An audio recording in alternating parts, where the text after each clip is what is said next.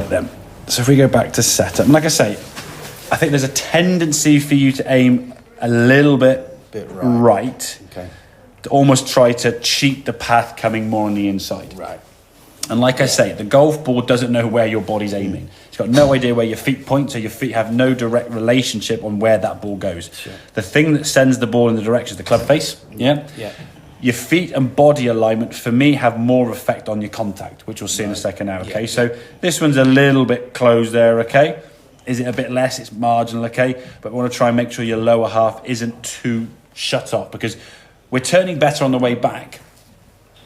What we're going to try and do now is not almost allow our sort of subconscious to kick in and go, oh, I've got to come back over the top. Because if you feel the ball's going to have a bit of left to right and you aim miles right, you're bound to come over the top with the body. So as you swing back here now, everything at this point, the club, if we get sort of level with your hands here now, at this point, everything's aiming over here, so we're sort of to the right side of the screen there, okay? As we get to the top of the backswing, if that was to continue on, it would obviously be over here and then over there.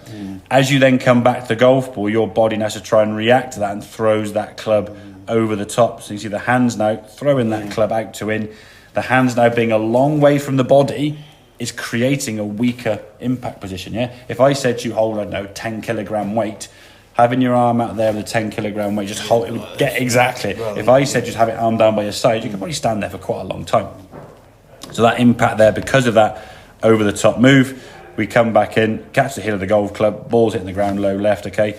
And then as a result of that, when you spin through, you're losing your balance, your foot stepping forward to try to get, and you ducking out of the way to try to watch where he's coming back. So yeah, the backs when we've looked at the last few, as you said, getting that club to swing underneath that blue line, okay? You're doing that now really nice, okay? Nice. Yeah, it's really good, better, It's now keeping those hands from going towards that blue and they sort of come down. So we stay underneath that blue line.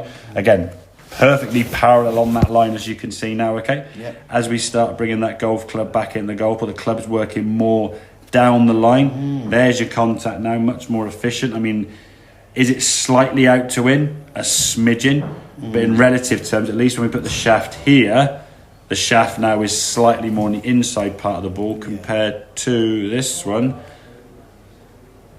You can see the shaft there. If we put a line through that shaft there, he is outside the golf ball. So at least your path is still slightly out to in, but just less. So again, in terms of the direction, now we're going to get more of an efficient. If you hit a golf ball that way, it goes further and the ball gets sort of across it with sort of like that cut spin, side spin, okay? Regard your body rotation. You are going to rotate through, I mean, you see the club barely gone past your shoulders there. Look where your chest is facing, You're now fully rotated, right to target. Lose balance back a little bit, which I think is you kind of responding to a lot of times your weight going in that direction. When you do your fuller shots, you hear the club there now, and that right foot jumping forward. It's almost like anticipation. Oh, my weight's gone this way. I'll bring the foot back to try and counterbalance. When you don't need to do that, your foot then just does go back. That'll take a little bit of getting used to, almost like reprogramming, okay, where I am with my body kind of thing. But I think we did a lot of work with the backswing last few weeks, getting the right arm to get behind you more.